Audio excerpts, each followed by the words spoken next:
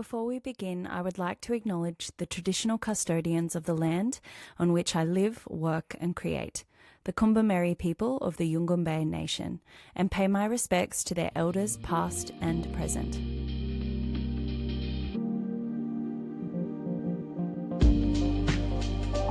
Hello and welcome to A Nourished Woman, the podcast. I am your host, Mikka Raer.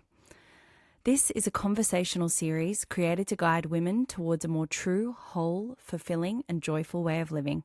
Together with some truly incredible guests, we embrace what connects us to our vitality and some of the ways that we can nourish our minds, bodies and soul.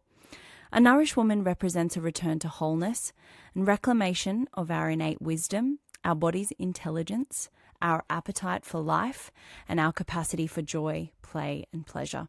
It's about moving beyond mere survival and embodying a nourishing and generative mode of living that is aligned with our values, our energy, our desires, and honours the season of life we are in. Thank you for being here.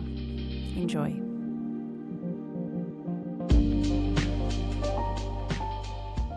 This conversation is mind-blowing. Today I am joined by Corey from Natural Astrology. Corey is a holistic astrology mentor. She blends evolutionary astrology, somatic wellness and hypnosis to do astrology differently by going through the body. Her focus is on taking people beyond just knowing about their astrology and into embodying it, using it as a life guidance system to navigate you into all of the gifts, opportunities and abundance laying dormant in your natal chart. By blending it with the subconscious mind and autonomic nervous system, we're able to overcome the obstacles standing in the way of us unlocking it all, so we can become our higher selves. Corey says she loves this work because holistic solutions are so needed right now. Consciousness needs to evolve. Earth is in a constant state of perpetuating our own unconscious karma and trauma, and we're seeing this everywhere. If we want to progress and enter the Age of Aquarius, personalised, holistic and practical spiritual solutions that actually work are absolutely essential for the well-being of humanity. I have been an active member inside AEM, Corey's Astrology Embodiment Mentorship, for the better part of this year. It is full of amazing resources for the nervous system.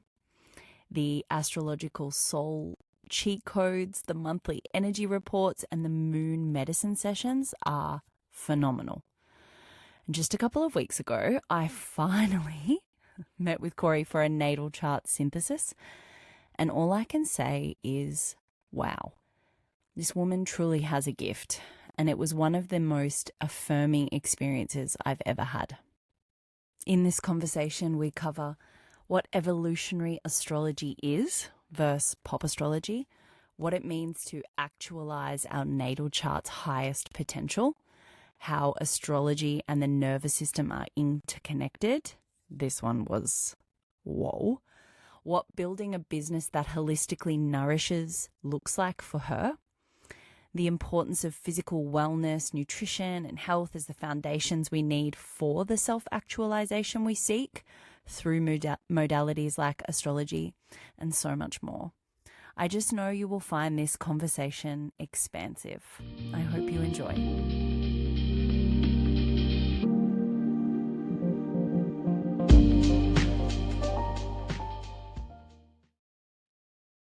Okay, Corey, thank you so much for being here with me today. The first question I want to ask you is one that I ask everyone, and it is, how would you describe the current season of life you're in? Current season of life feels like a bit of an earthquake. I feel like I'm going through a big season of change. Life is trying to change me into the things I asked for, and I can just see it's happening, but I know it is having there's some disruption first. So that's what it feels like. Yeah. Yeah, I can relate to that for sure. So I want to talk to you. Obviously, your work in the world, or your kind of current role at the moment, is an astrology embodiment mentor. I want to ask you though, how and when did astrology come into your orbit? Mm.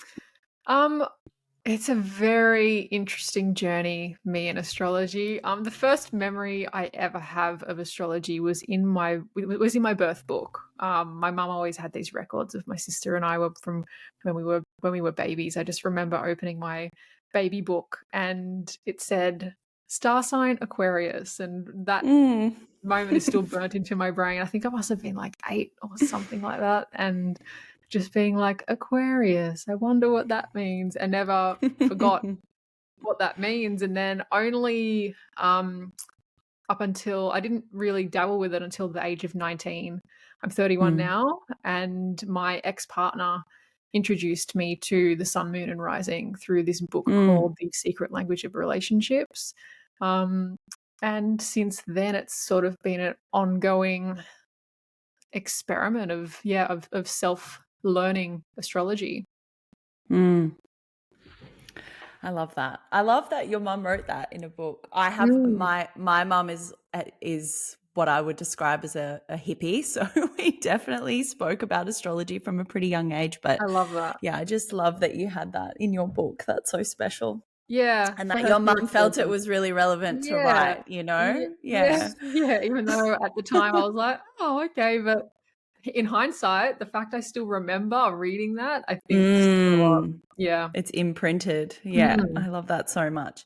And so obviously I've kind of described what you're doing at the moment, and I'd love for you to share kind of the journey you've been on from when you first discovered astrology to your work now. Oh yeah. Wow. 19 up until now it's felt like multiple different lifetimes in one. I have shifted from a very lost and codependent and unwell and clinically and chronically depressed person to the to a 180, if I'm honest.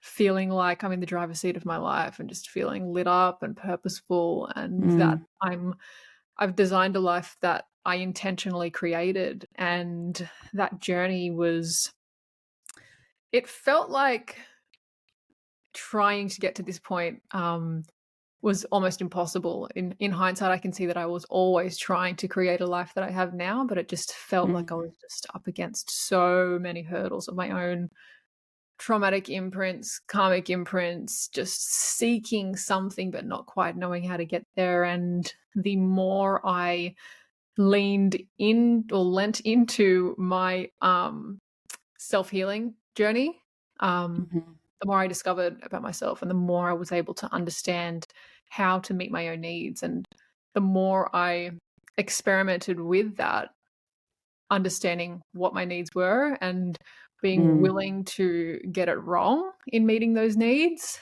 that's where I sort of built up this fluency in understanding what my mind, body, and soul need. But God knows it was a mission, of a dangerous mission at some points, trying to get here, but Yeah, I made it.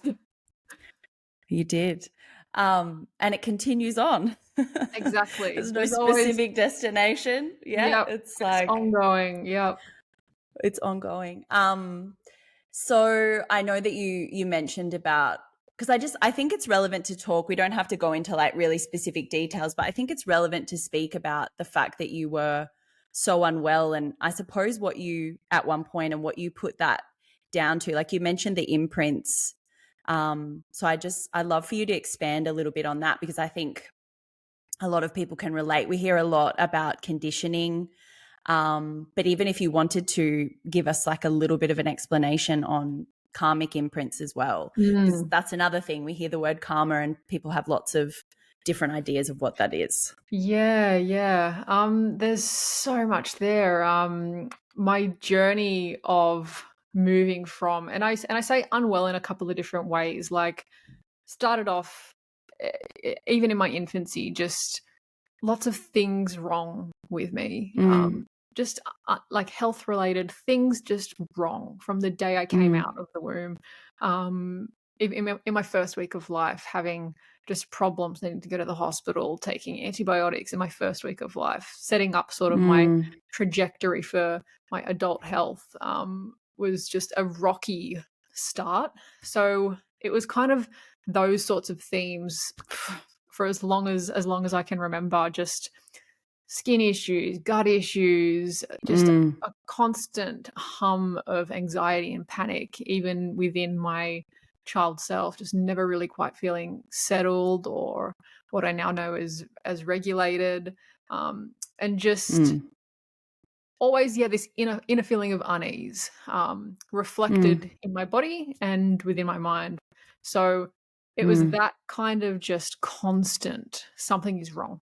And by the time I hit, I think would have been about 12 or 13, going through puberty, brain development, emotional development, just the challenges of like growing up and socializing and being a teenager, becoming a teenager. That is when the impact on my mental health became most prominent, and it just spiraled, just completely spiraled, which made sense with the experiences I had when I was younger, which made sense with the experiences that my mum had with me when she was pregnant. She was just incredibly distressed and anxious and going through her own trauma responses from the things that happened to her growing up. And it's just the inherited generational cycle that, by the time I hit puberty, it was just spiraling into really, really dark lows. And I know mental health is, in 2023, mental health is so easy to speak about. Like, it's just, especially now with social media, it's become so front and center, which I love. But back then I was 12. I had no idea what I was going through. My parents didn't know what I was going through. All I knew is that I just felt this existential burden of existing was difficult. And for a 12 or 13-year-old to get to the point of suicidal ideation at 12 or 13 is pretty damn young. And in hindsight, I now know that can only happen when the prior circumstances are quite dire. So I can make sense of that now. But back then for that version of me, I just think it's a wonder you made it out alive, to be honest. But and now with the tools that I have and the context that I have, especially having discovered astrology, especially having discovered like root cause healing, subconscious healing, somatic healing, these things that I'm so obsessed with now, I can see I have context to understand where that came from and what the point of it, I suppose, or for lack of better wording, was. And especially when you say traumatic and karmic imprints, look, the traumatic imprints for me, I'm such an open book with this stuff because it's part of my natal chart. I'm a very, very expressive and honest person, but I also just think it doesn't make sense to hide these concepts. It just doesn't make sense to me. But these traumatic imprints of generational trauma that goes back, I could not even tell you how long. Even my grandparents who are alive today, just growing up in Mediterranean Europe, just dire poverty, in war, in fascist governments. My grandmother had her sixth daughter who was stolen by the Spanish government. My paternal grandparents were living in then Yugoslavia, trying to live in just this constant state of war, in fear of the Soviet Union. They only knew how to exist in a constant state of fear and survival. And survival, so of course, naturally, passing that on to my parents was inevitable.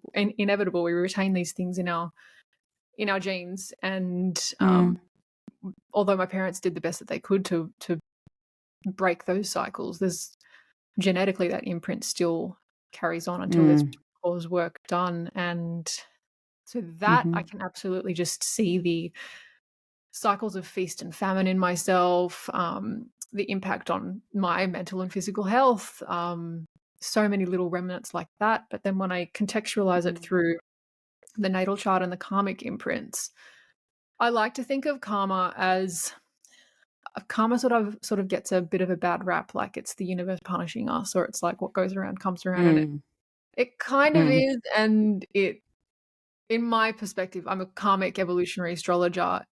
It also kind of isn't. It's kind of I like to think of it more as being the universe keeping energetic balance, trying to achieve homeostasis at all times. And oftentimes the way it has to go about correcting those energetic imbalances is by shifting the scales at the complete opposite end to essentially force resolution, to force energetic balance. And that karmic burden fell on me in ways that that make a lot of sense now in some of the imprints in things like my South Node, in my Saturn placement, my Chiron placement, Pluto placement, all these parts of the chart that I can now see were sort of messages from my past lives, my ancestors, to come to Earth to break those cycles. And here I am, really breaking them. Yeah, can relate. Also think it's like that. I always think of it as like a little knock at the door, a little nudge, not so little actually sometimes when we really need it. Bit of a shove. Yeah, a bit of a shove, yeah. But I think necessary, although it doesn't always feel that way. And I suppose it's only when you know and you can, hindsight is obviously 2020. It's, being able to look back and understand, have an understanding. I wanted to just ask you what you think, because I think, and I was having a discussion actually with a friend about this recently. What do you think was the main catalyst? Because there are a lot of people who will more than likely continue with the stories they have, those imprints, and maybe never necessarily understand the nudges and the shoves as we described them before, and may not make the shifts. What is the difference, do you think, between that situation and like with you? Like, what was the catalyst? What kind of pushed you in this direction, do you think, or to actually draw the line in the sand and say like what's happening now is not working for me anymore? Good question. It's certainly an epidemic of people who are so disconnected from what their minds, bodies and souls need that they just don't ever meet those needs or feel the urge to go down a path of self-healing or deconditioning. I genuinely believe this is what is plaguing humanity. I genuinely believe it's at the crux of, if not every problem that the human psyche faces. For me, and now again I have this context because I see it in my natal chart as well, I have this painful depth of self-awareness and introspection. I have this relentless, just compulsive nearly need to think and understand and mentally process my experiences. I have a lot of air in my chart, and that's just how these signs work.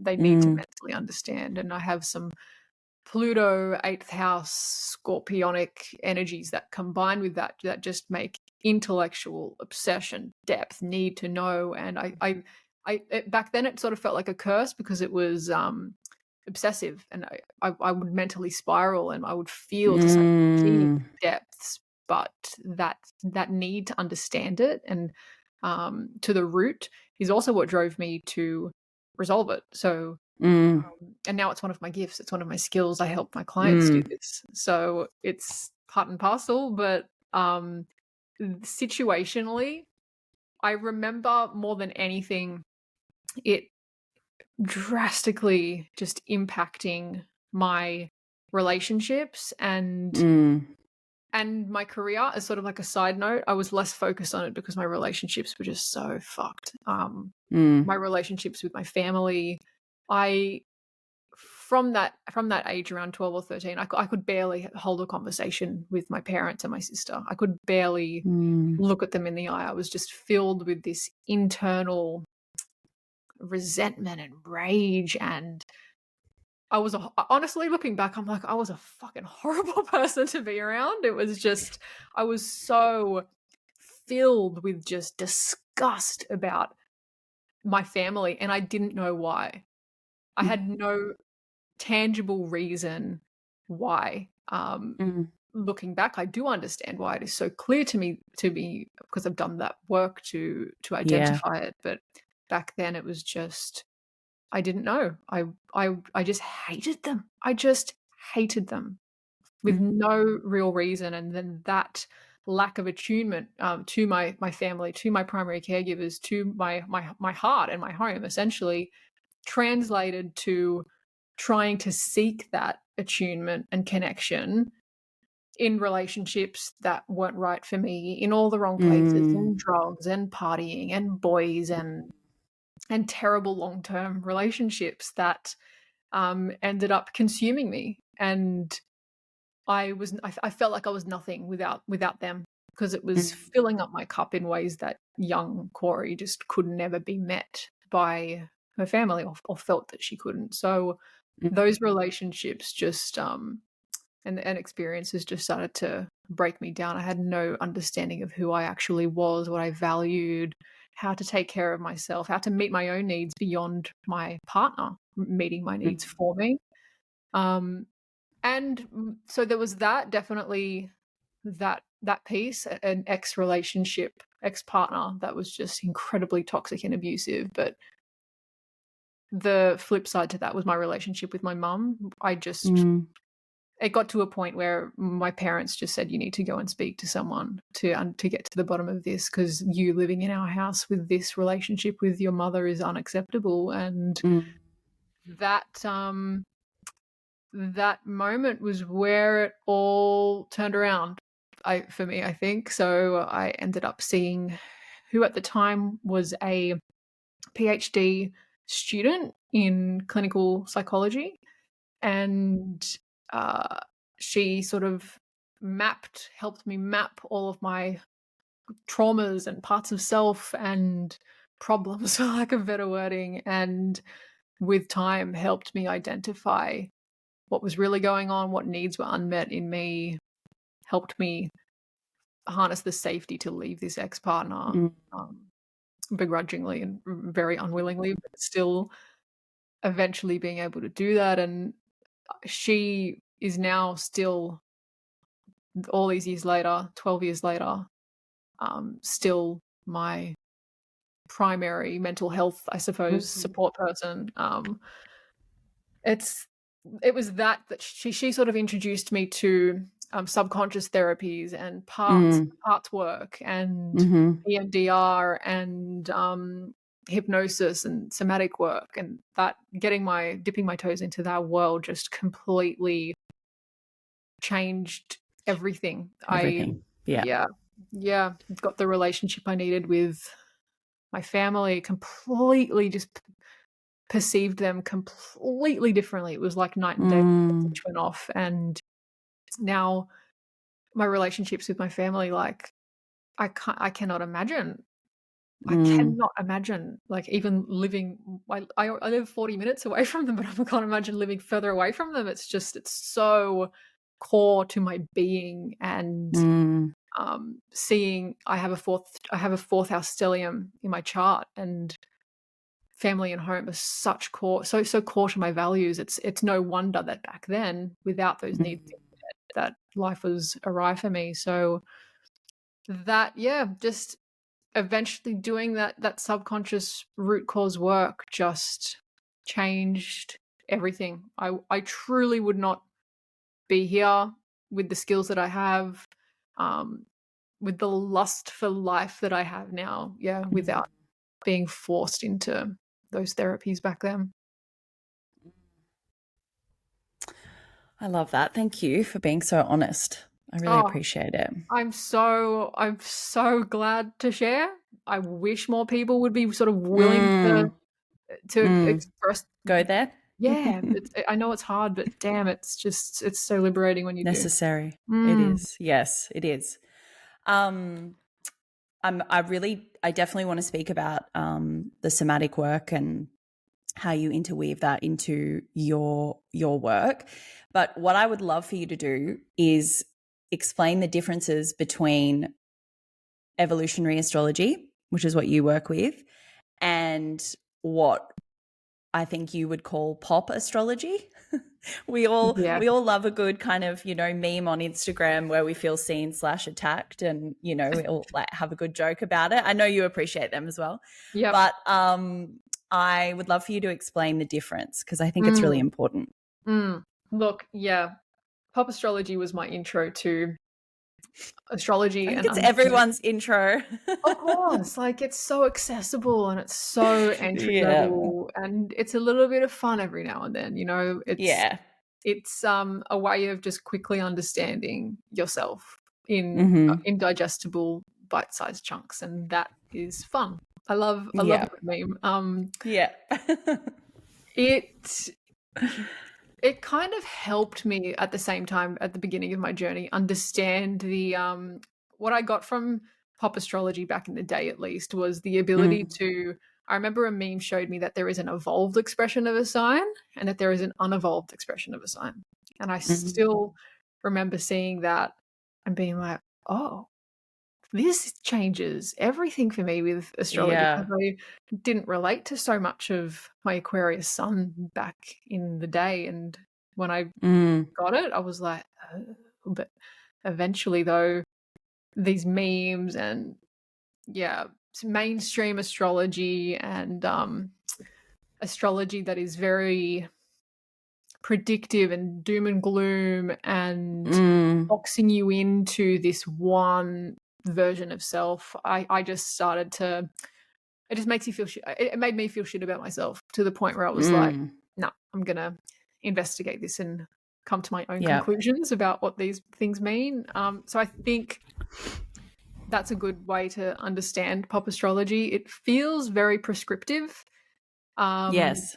Yeah, it feels like you're being told who you are, even if you may not necessarily see those parts of self or relate to those parts of self. And I find it is disempowering. It takes you out of your power. You're outsourcing your own self-understanding to a guru or someone online who claims that they know you better than you know yourself. And while these archetypes can be helpful to help us understand who we are, I think the difference, with pop astrology is that I will describe your personality and there's no room for variation. There's no room for differentiation. Your uniqueness, even though there is an entire natal chart, even with horoscopes and stuff like that. I have such a bone to pick with with horoscopes, because there's a whole damn birth chart there, Yeah. Anyway, so and I think that's something, like for me as well, kind of doing my own research and getting into it a lot more, is realizing that obviously there's the big three, as they call it, but then all of the other planetary placements, and then what houses they're in. Like, this is also relevant, totally. Like, it matters and it changes the context for the placement. So dramatically. And even when you get down into the super specific level of like aspects, like if you are a sun in Leo but you have Saturn in a square to your sun, you're probably not going to relate to being a Leo very much. So when if you scroll on Instagram and it's saying all of these, calling Leos out hard, saying all these things and thinking, is this me? Like that experience just isn't it's not the full picture and it's only disempowering. No. But No. that is, it just feels incomplete, I think. Yeah, definitely. So yeah, that's what sort of made me go, I call bullshit on this. I'm seeking a different way. And the more I tried to understand what astrology isn't, the more I was drawn to astrologers who portrayed astrology in ways that made sense to me. And one of those teachers who led me towards that was Stephen Forrest. He is not the creator of evolutionary astrology. There is another guy, Jeffrey Wolf Green, who is credited sort of as the creator of evolutionary astrology, but Stephen Forrest really sort of pioneered it.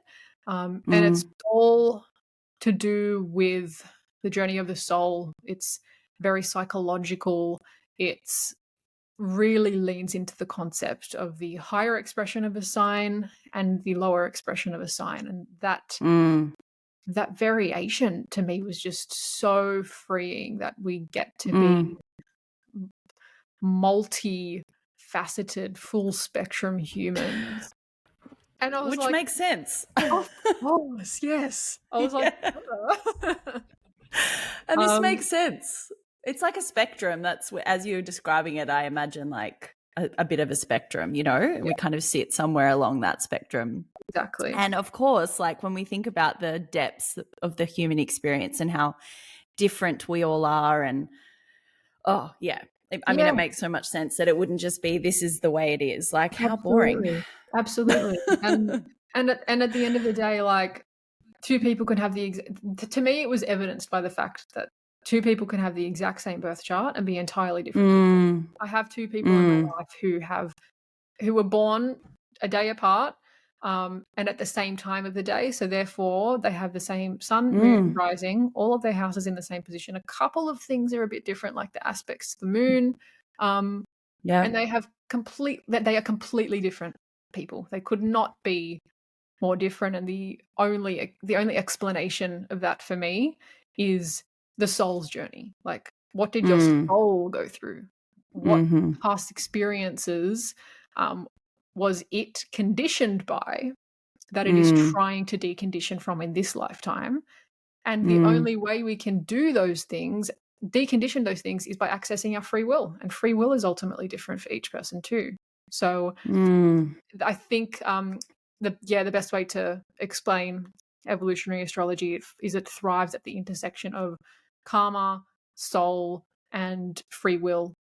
And that blend to me just gave voice to everything that I needed to understand about the human experience, understanding our purpose for coming to Earth, our reason for incarnating, how to prevent ourselves from living out the same old past life experiences that are no longer helping us but are only sabotaging us. And from that perspective, it's like, once you understand the karma, the south node, the north node, the karmic patterns of the chart, then it becomes a question of not just what does an Aquarius sun mean? The question starts to become, why did I incarnate with an Aquarius sun? What does that do for me? What does that give me? And that is something you can physically use in your reality. Like, that is something you can use every single day to curate life experiences that are going to take you towards the version of self that you ultimately came here to be. And from that place, life just falls into place. To me, that is just like, seeing it displayed like that, I was like, this is it. I've found the meaning to life. And it's so simple, obviously. But to me, they're just worlds apart, that and pop astrology. Yeah. Yes, definitely. Especially now that you've kind of, really explained that I can kind of feel a body reaction to that, for sure. Yeah, I think we all have that kind of like, oh, this is how it's meant to be, and we feel it for a reason, for sure. And I think it's like having that understanding, then that self-awareness, as you said, that relentless, I can so relate to that. But when we start to experiment or get curious about things, I think this is kind of where it starts for people, for a lot of people, is making significant change in their life, or just as I said, drawing a line in the sand. It is about getting curious, and following those curiosities. I'm interested to know, though, what you think about, so say we have an understanding of our astrology, or for example, even our human design. Is there, how can I frame this question? Is there a way, like, do you think that there are people who might kind of look into their astrology and be like, that's how I am, that's how I need to move in the, and then how do we know? This just isn't coming out right.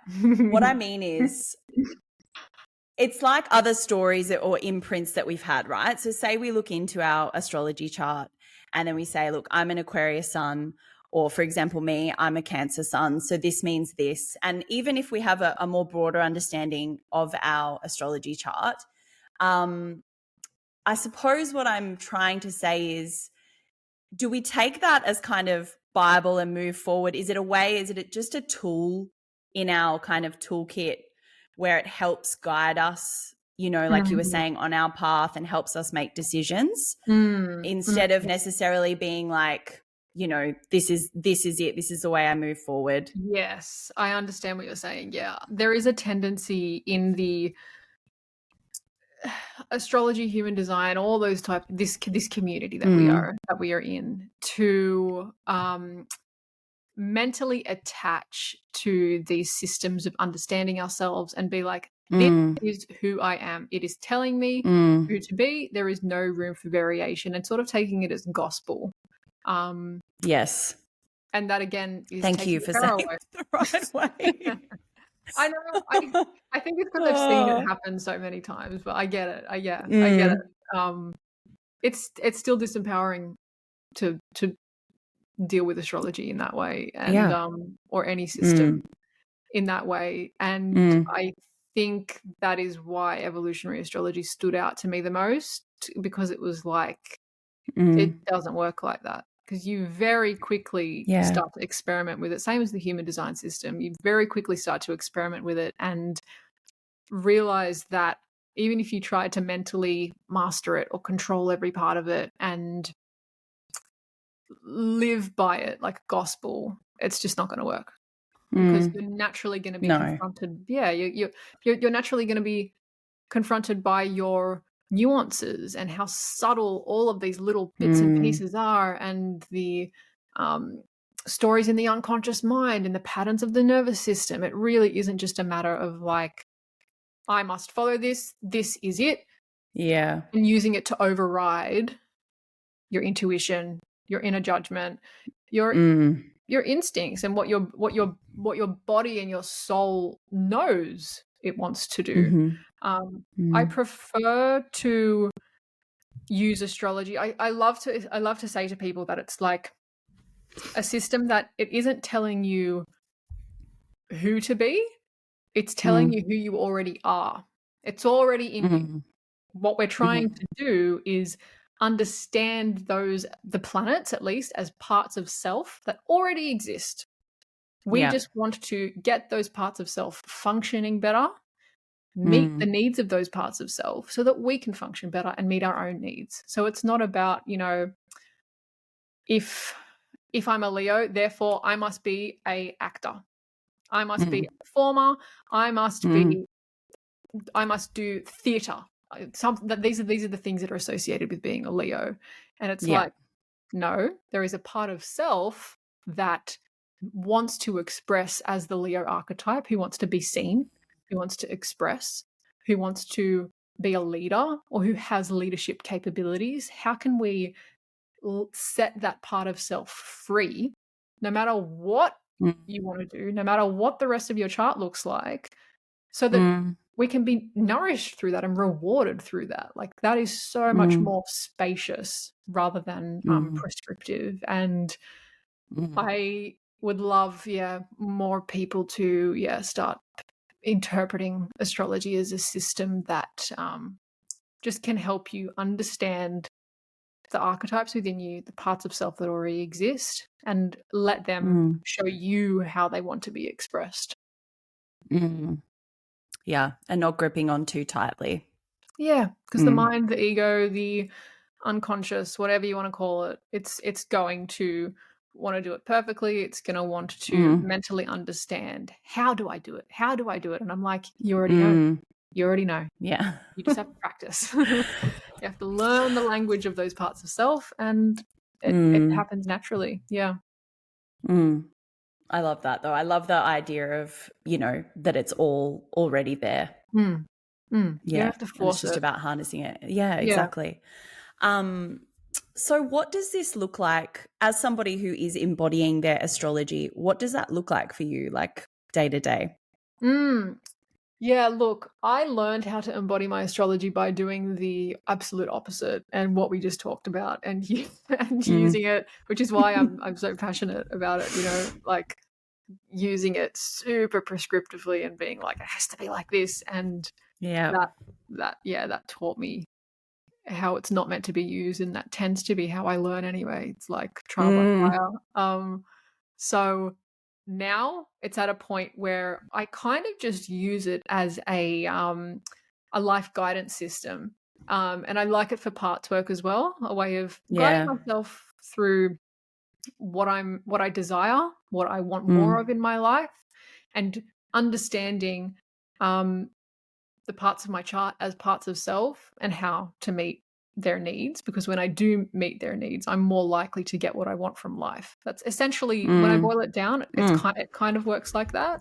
But on a day-to-day basis, the easiest way I've seen the embodiment of my astrology show up for me as something that I can actually use is in my relationships, especially with my partner. So I have Venus in Capricorn. I have a lot of Capricorn placements, but Venus, especially in Capricorn, is how we relate. Venus in general is, the relationship placement. What we need in relationships to ensure our needs are met, what we value in other people, what we value in relationships, etc. So we can use this placement to understand what's the best way for me to show up for my partner in my relationships. And my embodiment journey with astrology has been around embodying the Capricorn archetype in my relationship, and as simply as when my partner and I have a disagreement, I am asking myself, what would Capricorn do?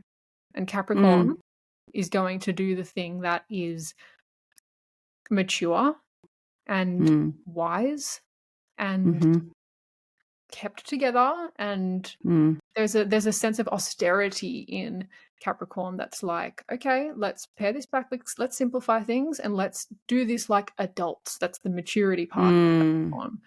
That alone has given me, that's huge. oh my god, like it's massive. It's completely changed the course of our relationship to understand, like, my relationships just want me to show up as an adult in them, and I just cannot express. There have been so many times where he and I have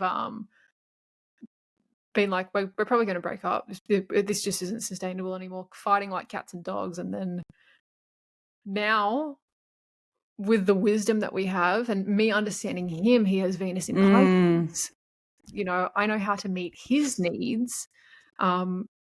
It's a completely different relationship. It's just, we still today, it was last night, we were just looking at each other being like, can you believe how good our relationship is? Can you believe this? Like, just marveling at the fact that we got here and being more in love with each other after 8 years than we were even at the beginning. And it sounds so simple that, Venus, I understand Venus and Capricorn, but it is that simple. It gets, it can simple. be. Yeah, just layer that context onto your relationships, the planet relationships, and look what it can give you. Like, so that's what I mean by moving through life with it as a navigation system. Oh God, now I'm going to have to go and look into ours. I can't believe I've never done that before. We've been together for 18 years and married for 11. Wow. So we must be doing something right. Yeah. And that's something else I love. In client sessions, a lot of people will be like, I have a great relationship, and I'll try and understand, like, what are the qualities that make that such a great relationship? And they'll be like, we just have really great communication, or we give each other a lot of space, whatever it is, whatever they need. And so, Yeah. and you I can think see it, that's because they're that's just what we've living the been chart. told is, yeah. Yeah. Yeah, I was Yeah. going to say that's why I'm super interested now. I'm like, I need to go and look and see Yeah. if this is the reason.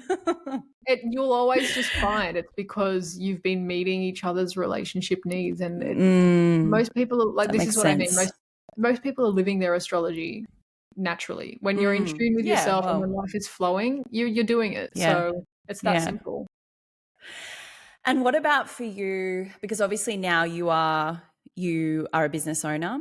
And so what about when it comes to career or your kind of journey to get, I would love to talk about kind of how you've embodied your astrology in that way and maybe what you were doing previously, because I think this can be a struggle that a lot of people have. Yeah, astrology and these systems are really so helpful for navigating new life journeys and things like starting a business, and it has really shown up for me. Yeah, running an astrology business and using astrology to run the business. Yeah, it's been an interesting connection. But the biggest no-brainer for me, like, I had a lot of career struggles when I was younger, a lot of career trauma, and I mean that literally, a lot of abusive managers and workplace bullying and things like that. And eventually, going deeper into my chart, I realized I've got Chiron in Leo in the 10th house. 10th house is the area of career.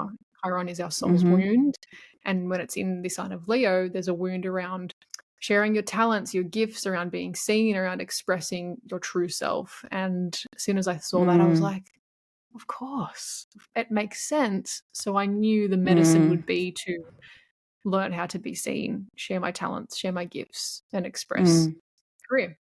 And layering that with my Aquarius sun. Aquarius is the sign that rules astrology, and it was always just something that I loved diving into. But eventually, one day, in a very interesting transit, I had Jupiter conjunct my sun, and most people who have Jupiter conjunct their sun just feel full of confidence and enthusiasm, and they do things that they wouldn't usually do. And that's when I started my business, ironically. So that's when I knew. That's when I knew sort of the opportunity to heal that was available, and to step into more of my sun, my Aquariusness was available. And that was sort of where it began. Over time, I've sort of seen these other placements, their shadows, and learn how the certain parts of me function and what they need from me to function better. And interestingly, I've got a lot of Capricorn placements, which previously I just didn't relate to, because it's the sign of, like, yeah, success and maturity and business and career. And with career trauma, I was kind of like, what? This doesn't make sense. But only when I was willing to step into my sun, which is purpose, our magnetism, then did the opportunity come to step into my Capricorn placements. And then I saw this love for business and creating a legacy, and that part of me activated. What I love, especially for work and for business, is using Mars. And that is something that I have had a interesting relationship with, because Mars is how we use our energy. It's what we desire, how we use our energy to move towards what we desire. Basically the most efficient use of our energy. And Capricorn is known for endurance. It can go the distance, and it can burn out because of that. It can just go and go and go to the point of neglecting the needs of the body, just relentless ambition. And because I finally found my thing, I did have relentless ambition, and I was burning out, and I wasn't sleeping, and I was just destroying my body at the beginning, just completely pushing it beyond was necessary, because so many other reasons in my chart. But with time and failing forward and being willing to fuck up and experiment and bruise my ego, I found what it really means to work smarter, not harder, with my Mars in Capricorn, was to, again, treat it as a marathon, not a sprint. And when you're in a marathon, not a sprint, you've got to conserve your resources. You can't just absolutely bolt for the first 100 meters, because you're not going to make it to the end. And that has helped me learn how to just plan my day in that way.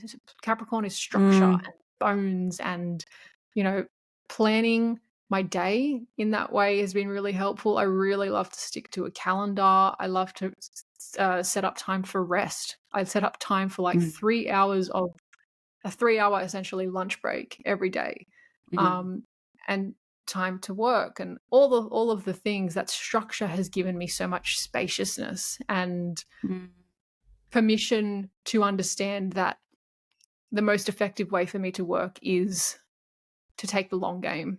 This is about it's about mastery for me. It's about chipping away brick by brick, creating this castle, this legacy that I'm creating, rather than a sprint. And now I'm creating a business that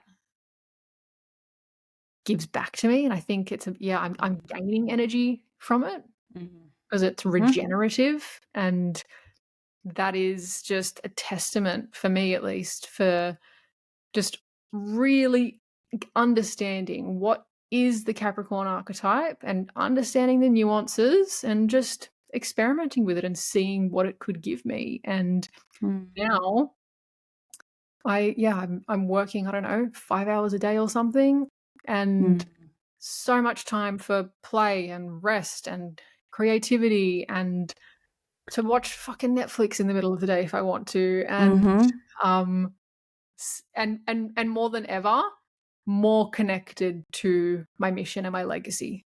So it's really just showing me that that's how it was meant to be. So I use that the most, for sure.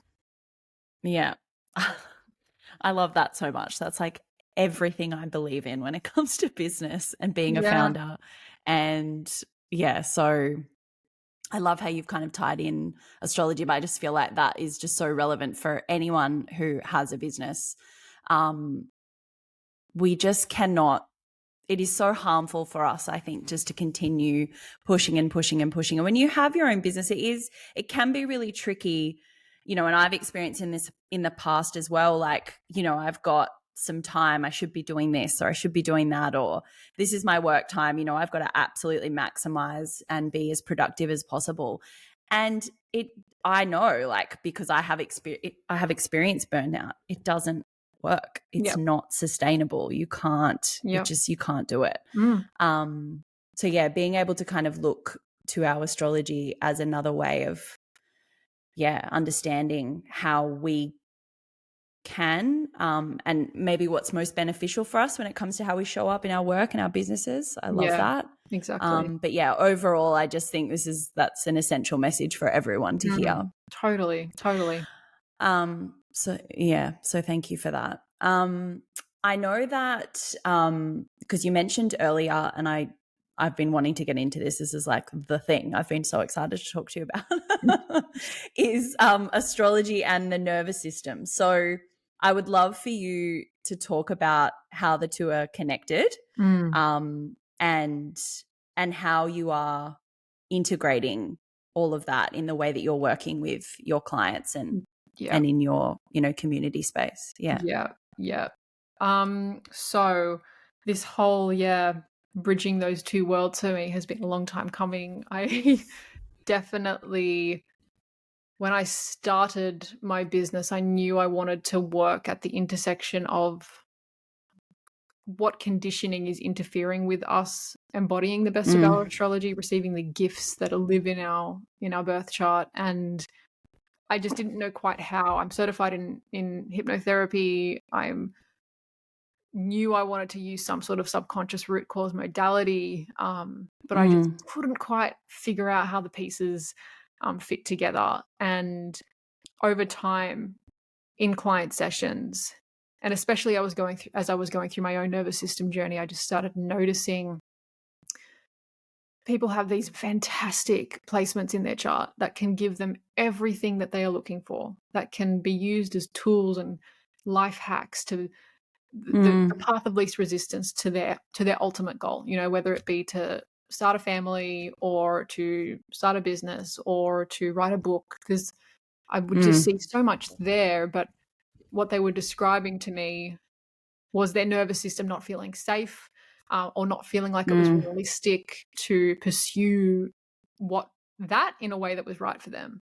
So people who end up going after the wrong partners compulsively, people who just find that they don't have the mental discipline or the mental clarity to sit down and write the book, and me just sitting here going, it's their nervous systems, it's conditioning that they receive from their primary caregiver. We inherit our nervous systems from our primary caregiver in the first 7 years of our life.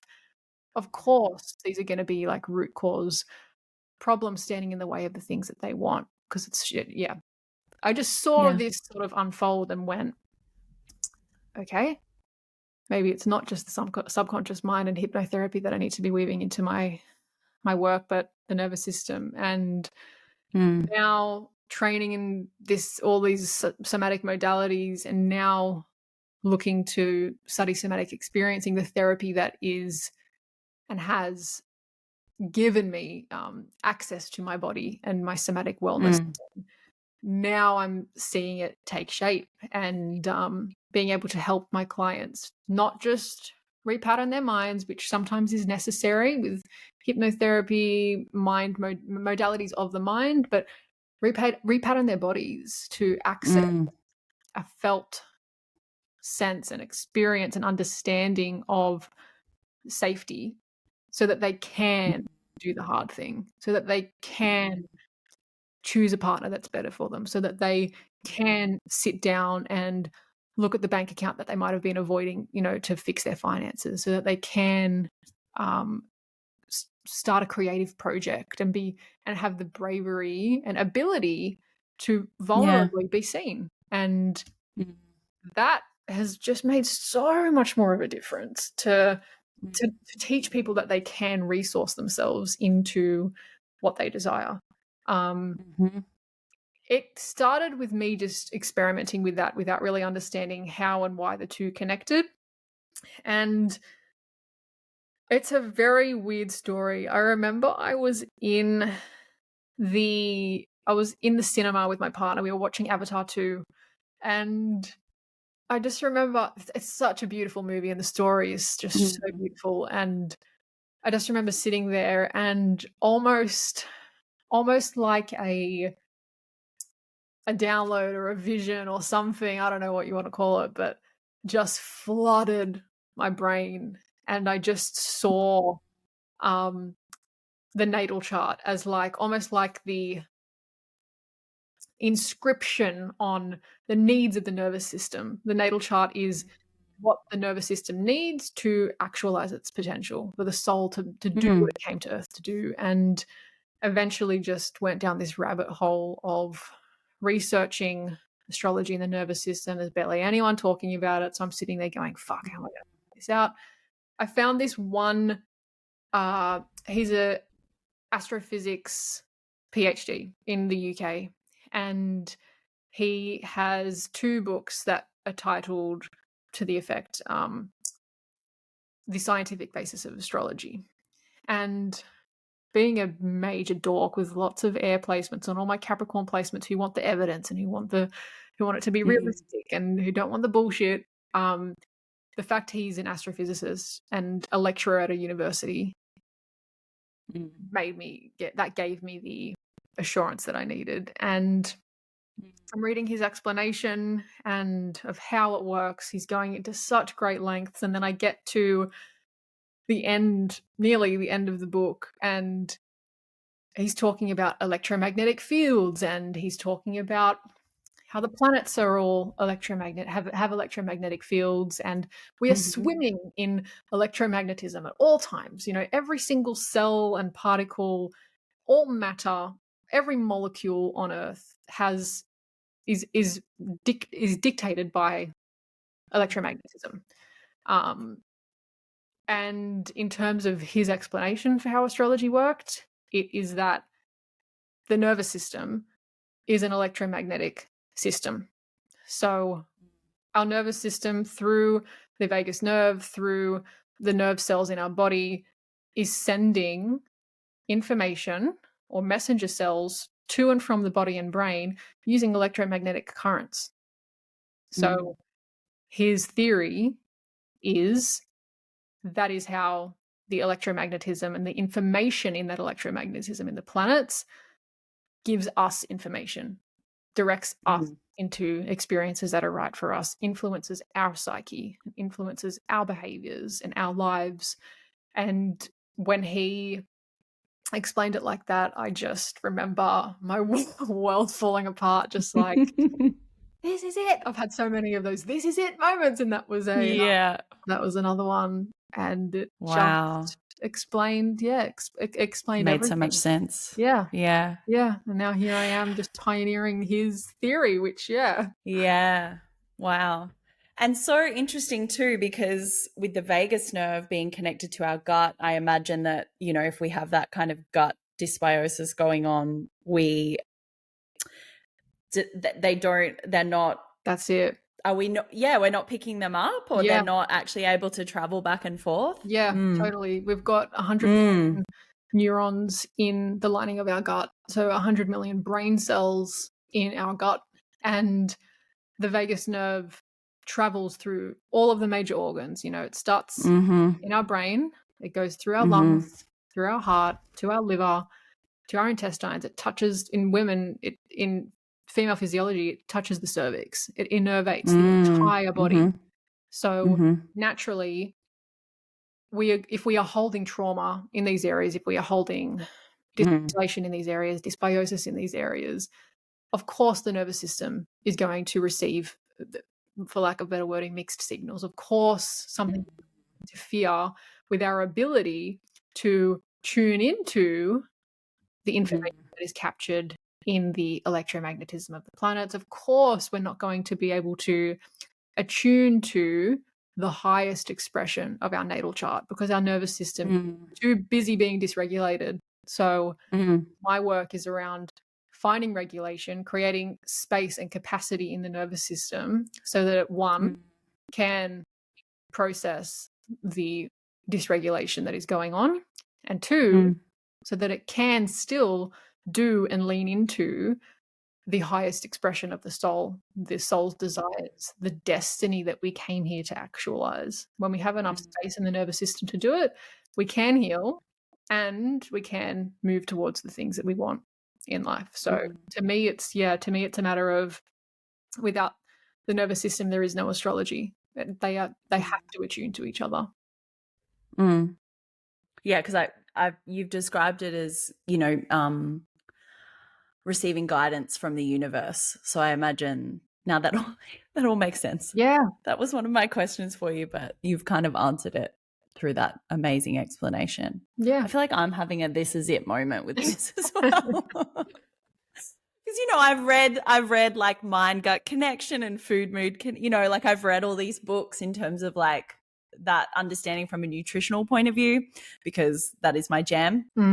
But it is so fascinating and just makes so much sense to me to hear you explain it in that way as well. Yeah. Yeah. When you layer it with electromagnetism, of course, you know, we're swimming we are being showered in neutrino and cosmic particles from the universe at all times. We are swimming in electromagnetism. Of course, that is what's going to interfere with the expression of astrology. I feel you. It just kind of makes everything make sense when you see it like that. Absolutely. Oh, so what does the somatic support kind of look like tangibly that you provide? I mean, you spoke obviously about how you have the hypnosis, you intertwine that in your offering. But I would love for you, because I mean, obviously being inside your membership, I have an understanding, but I would just love for you to explain a little bit about what that might look like. Yeah. So the thing with nervous system dysregulation is that if we have past traumatic experiences, big or small, that are unprocessed, if we have survival energy that wasn't able to fully express in the past, the place that lives, it doesn't just go away. It doesn't just, you don't just move on and forget it. The place that lives and is stored is inside our bodies. And that is, especially because the nervous system, the superhighway of the nervous system is the vagus nerve, that creates a whole host of downstream problems to, heart function, lung function, gut function, all of the things that the nervous system touches.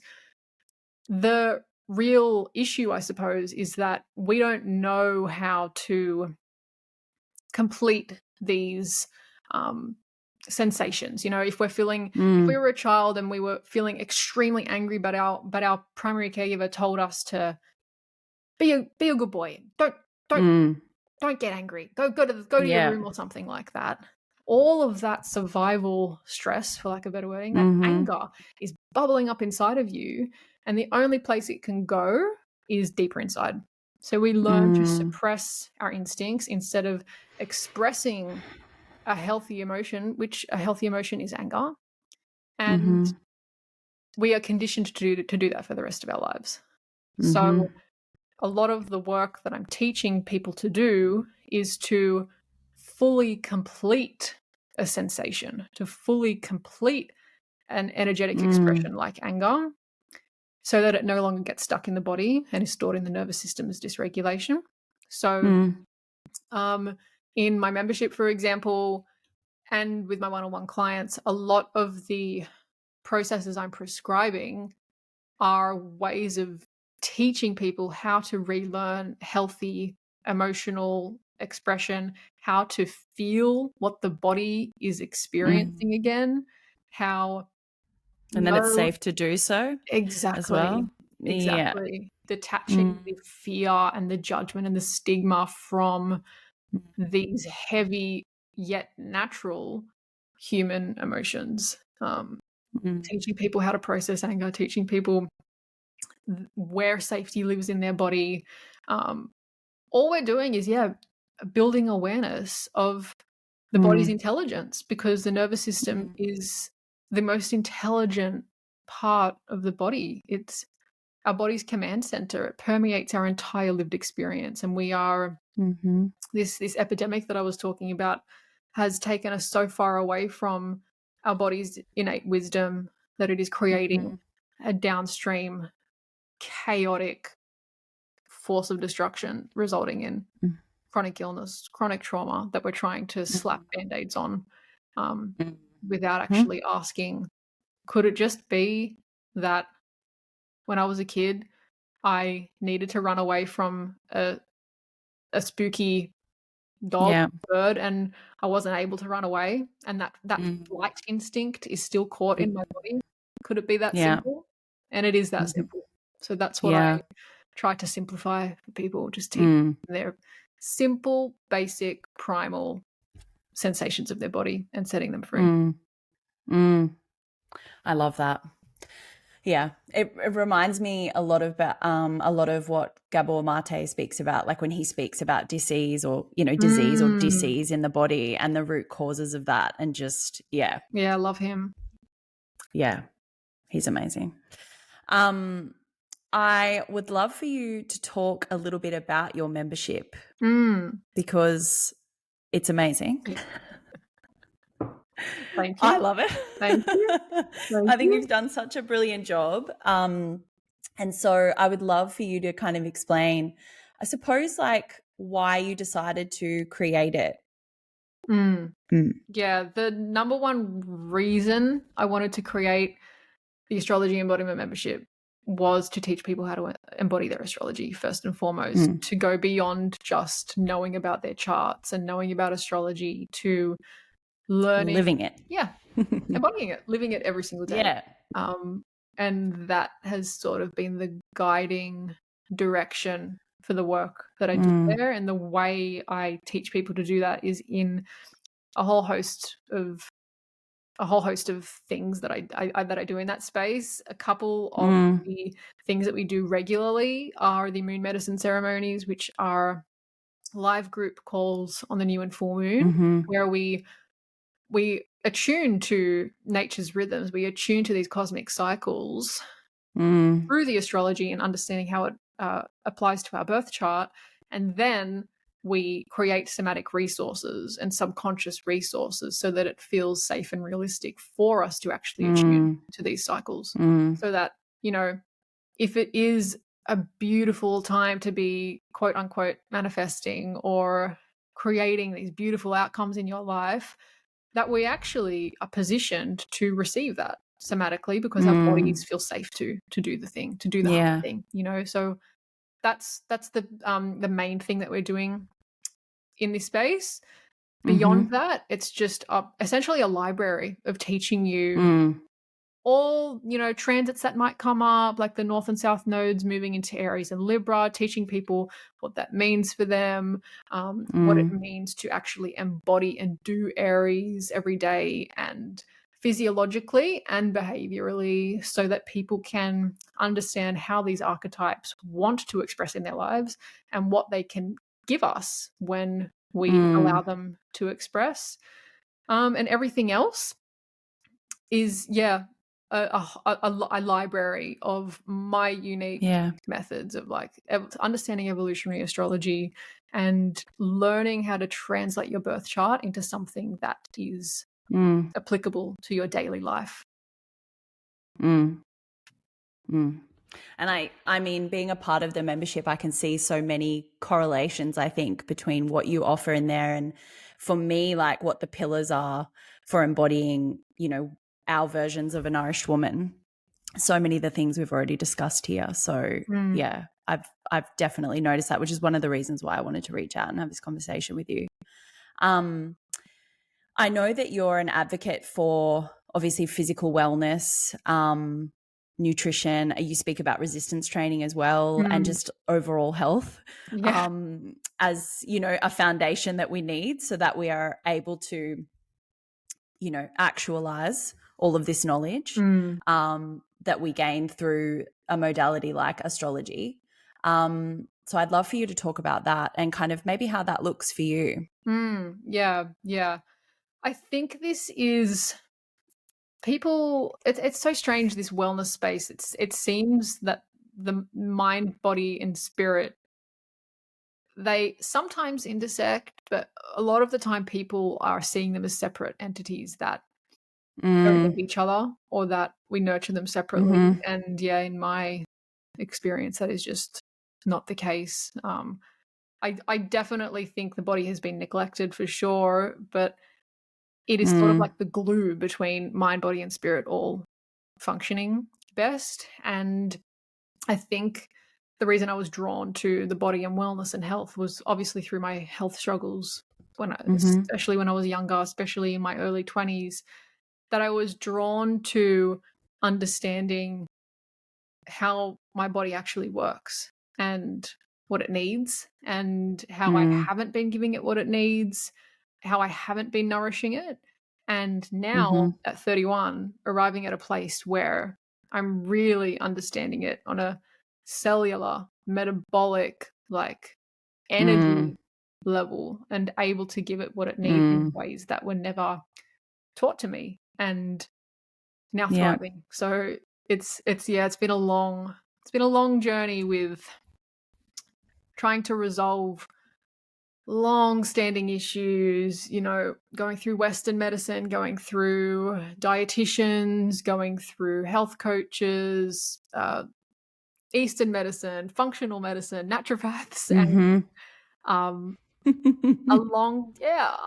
a long journey of experimenting with the trial and error. And as painful as it's been, I have acquired so much knowledge on what I think at least most people's physiology needs to thrive. And from my perspective, it's that we're all so undernourished in ways we can barely quantify. And it's, I'm going to say epidemic again, but damn, we are just starved for soul level nourishment. So now that I'm in that place, I'm finding that the more I do nervous system work alongside taking better care of my health and my body, and nourishing it more, that ripple effect is just spreading throughout my entire life. It's happening at the same time that my career is thriving, that my relationships are thriving, that I'm feeling aligned to my purpose and my mission, and life feels meaningful. All of these things just seem to be like a domino effect the more I work on it. So in terms of day to day, at least, my routines have just, again, I've acquired these over so much experimentation with time. My daily practices, I'm constantly making sure that I'm just meeting the bottom line in my body in ways that seem, again, so incredibly simple, but they are so neglected. Like, it's just, it's hydration. It's just like, I think people, oh my gosh, you know?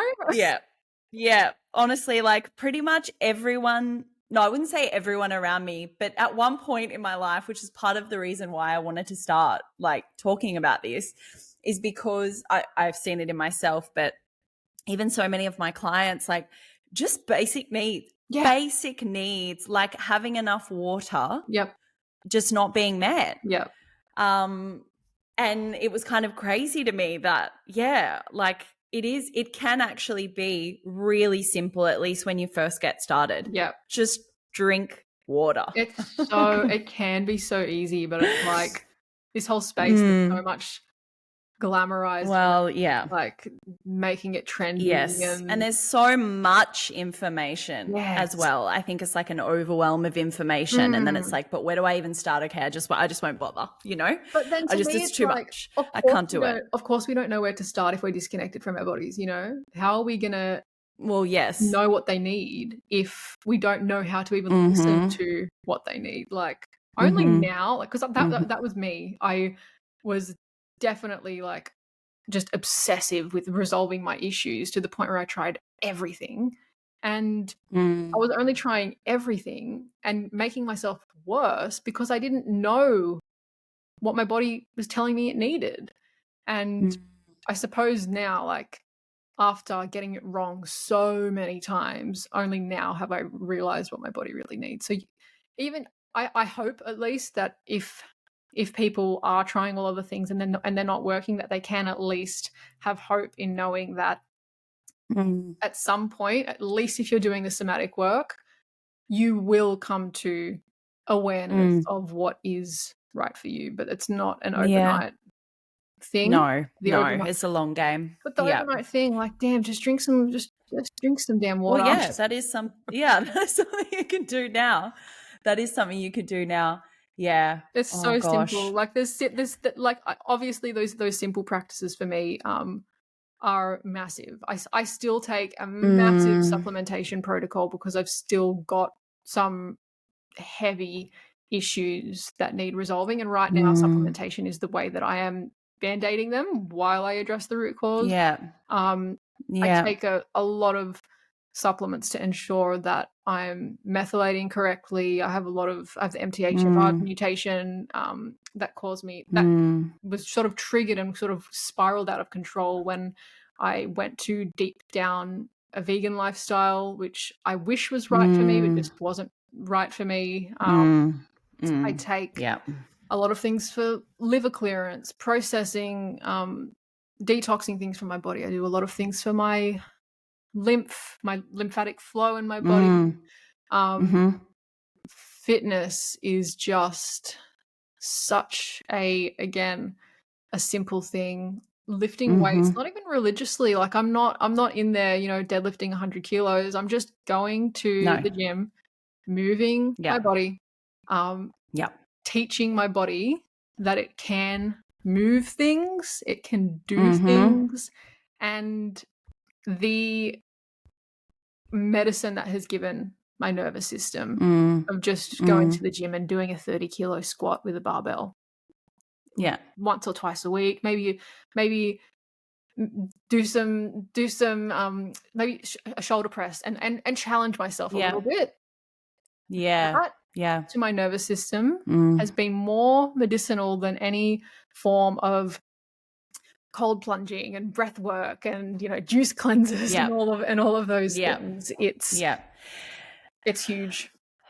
And this is I feel like this comes up in a lot of these conversations. It's like giving ourselves the evidence, and I think that's why it can be that's why it can and potentially should be just a simple start, whatever it is.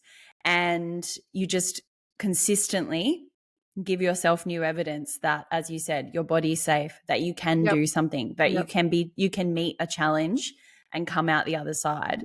And how empowering, Oh, my God. Even if we're not, and then it only grows from there. Exactly.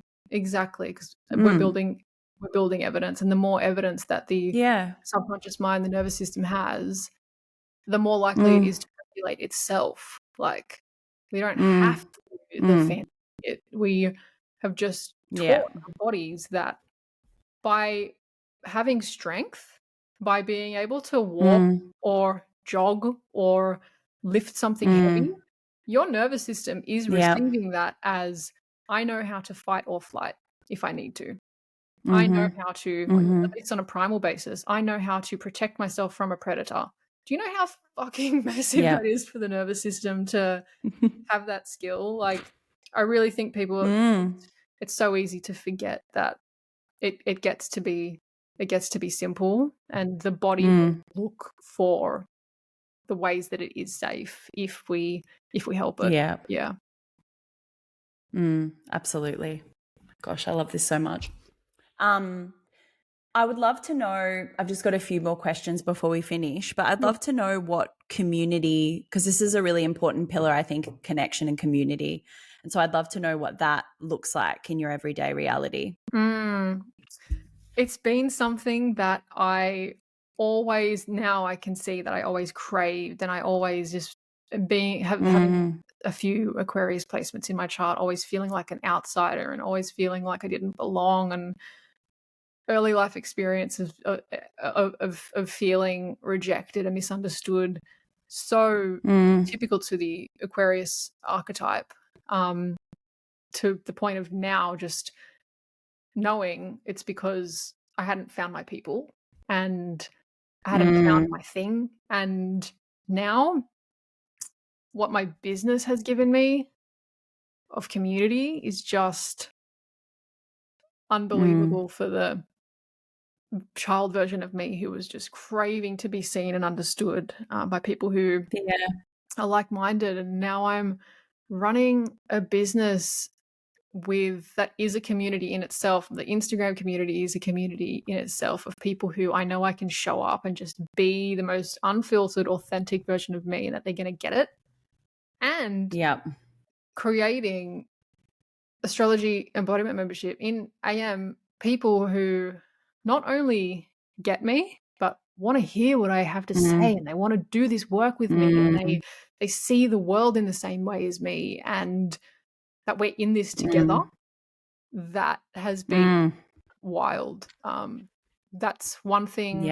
I'm so critical of social media and the internet. I kind of wish it didn't exist, but at the same time, I'm so thankful that I've been able to use it in this way to see where I fit in that greater social landscape. It's quite wild. But beyond that, in real life, finally finding a sense of belonging with my family and my circle. I keep it extremely small. My circle has shrunk, so it is so small, and it is so precious to me that is what feels like home now. And knowing that it feels like enough is just so freeing. For the young version of me who never really felt like there was anywhere that she could really be herself. It's a miracle arriving here Yeah.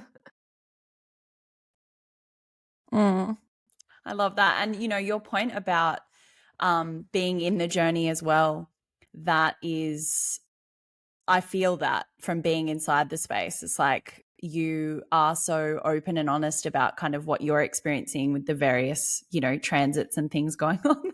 Like, you're doing it, you're Yeah. doing the thing. You're experiencing all the things alongside us. So, Yeah. yeah, Got to be I honest, love that so we're all much. in this together. Yeah, well, that's the thing. But I think that is what, I don't know. I think, obviously like the mentor space or coaching space can have a bit of a hierarchy feeling to it. And although you are definitely someone who is already embodying their astrology, and, a leader in that respect, it is a beautiful thing to, be in the journey together. I think that's really important. Yeah, I just feel I owe it to anyone, especially to my community, for them to see that it's an ongoing life journey. It's not a destination, and there's no better way for me to express that than the authentic truth of what it looks like to be in the human experience. Yeah. I want to talk just quickly about food, but in a fun way. What is your relationship with food like? Are you a cook? Because you've got some Yes. beautiful Mediterranean heritage, Yes. Yes. which I feel like I'm certain I was a nonna in a past life, even though I haven't done my DNA, but I'm pretty sure there's no Italian in there anywhere, unfortunately. But I would love to know, do you cook, and Yep. do you come from like a lineage of cooks? I'm just fascinated. No, great questions. Food is definitely and always has been sort of part of my family's way of showing love and Love, yeah. connecting and continuing like cultural traditions. And back then, to me, when I was a kid, showing up to school with fucking a salami sandwich was living in the Shire, which is a very white town, was Yeah. it was so embarrassing to me. Like, Mom, can you just give me some Vegemite? Like, no. That going from that Oh, to yeah. now where I'm like, fuck yeah. Like, I Yeah. wear this Give me all the salami. exactly. I wear it with pride now. So it's been Yeah. a long journey, but Yeah. but in both sides, on my dad's side and my mum's side, my mum is Spanish, my dad is Croatian. They were born there. Since this, even in our baby videos, just seeing us at my grandparents' house on my dad's side, just eating the same foods that we still eat with them today. Yes. Standing on the kitchen table with my grandma making her version of pizza and desserts and cakes and stuff, just flour. I still remember the flour tins and just trying to help her do stuff. And on my mum's side, every Christmas Eve, the Spanish tradition is Christmas Eve is the Christmas celebration. Okay. Just so many of us, nearly 50 of us, just gathering over foods that my mum has 4 sisters, so they all share the cooking and the same foods that we just look forward to so much because we only eat them once a year. And that is now so sacred to me that I can't describe it, and it's only something that food has the ability to do things like that. Amen. Yeah. Yep. So it still has that kind of role for me, even though I'm not every day cooking, croquettes and empanadas and stuff like that at home. I'm now food, especially after my health challenges when I was younger too. Food was so difficult for me because everything was creating a reaction. Little did I know that my nervous system was just so fucked that there was no wonder I wasn't going to digest anything. Yeah. With my nervous system journey, getting to a point where I'm like, oh, it doesn't have to be like that. No. I don't. There's no need to. There's no good and or bad foods. Looking at a clove of garlic, which is so intrinsic to my family's culture, and growing up with gut issues, being like, I can't have that. That's bad. is just not the case. It's just so much more nuanced to this, but now finally being in a position where I can and know how to give my body what it's asking for and feel good in giving that to myself. So now my relationship with food is eat everything and eat in the ways that my body is asking me to eat. I am a big believer in following what is at the root of a craving, or what is that, or asking myself, if I could eat anything right now for lunch, dinner, breakfast, whatever, what would it be? Knowing that the foods that I'm instinctively drawn to, that taste the best, that have the right textures, whatever, that is what my body is. That's the nutrition my body is asking for. That, following that instinct, oh my God, like it is so underrated. And people saying, you know, what if I'm craving cake? What if I'm craving chocolate? It's like, it's not the cake or the chocolate or something that's unhealthy, whatever. Your body's craving nutrition.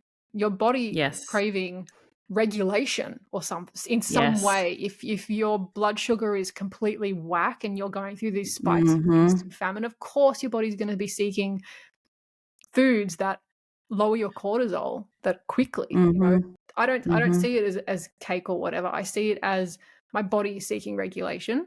And now I've learned, especially with learning from other people in the wellness space who have actually helped my mental health and my nervous system. I love Jessica Ash Wellness. I love Living Roots Wellness, 2 people on Instagram who are really speaking to like the intuitive, energetic ways of living. They've taught me just to eat more, girl. Like most of us need to be eating more damn food. And the more I eat, the better my health gets, the better my sleep gets, the better my nervous system gets. And now it feels like an abundant way of approaching food and wellness, in knowing that when my cells are happy, my entire body is going to be happy. And that to me is what it really means to live like in communion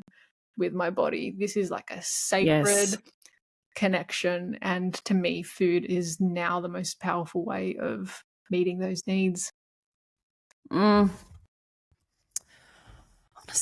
I love that so much. I feel the exact same way. I'm like, food is my love language. But again, it just comes back to needing that, you know, that mind body connection so that you're able to do that. And I know, like, you know, having done some nutrition study, that I think the future of nutrition is intuitive, you know, and personalized, and not, we know like it's not a one size fits all thing. There are definitely things that we know will, you know, kind of help with our hormonal health or whatever it might be. But overall you need to have that connection to your body to understand, as you beautifully put it, like what it is my body needs right now. What nutrients does it need? What is it asking of me? Which just comes back to that point. So thank you so much. That was just the most wonderful answer. It is my I just love that so much. I have one last question for you, which is something that I ask everyone. It's just a fun one to end on. And that is, if you could eat one meal, I feel like I already know the answer to this, for the rest of your days, what would it be?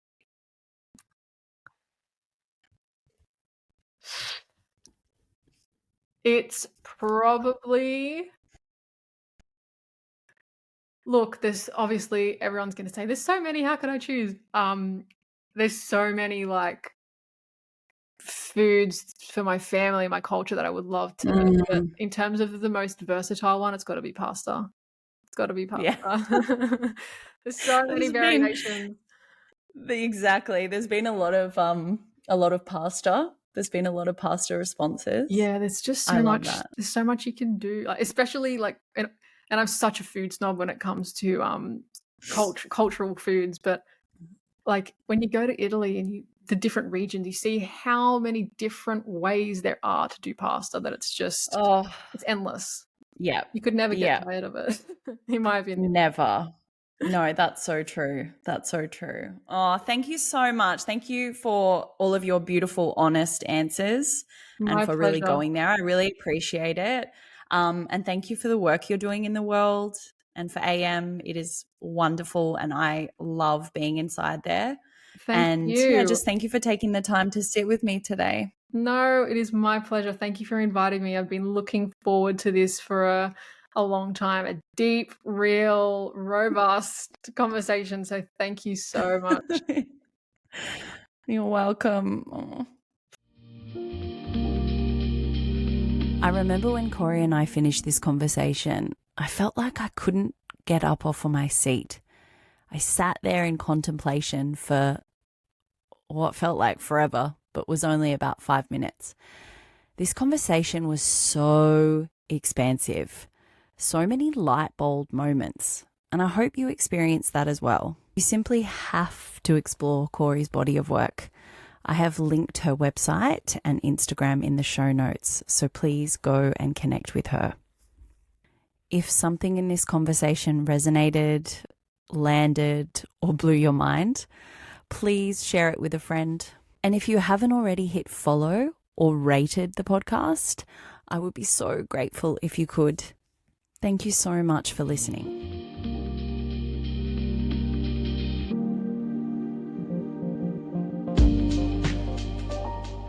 Thank you for listening to this episode of A Nourished Woman. I hope something in this conversation resonated with you, and if so, please share it with a friend. You can hit follow or write a review or simply share on social media. It would be amazing. Thank you so much again for listening. Until next time, take care of yourself.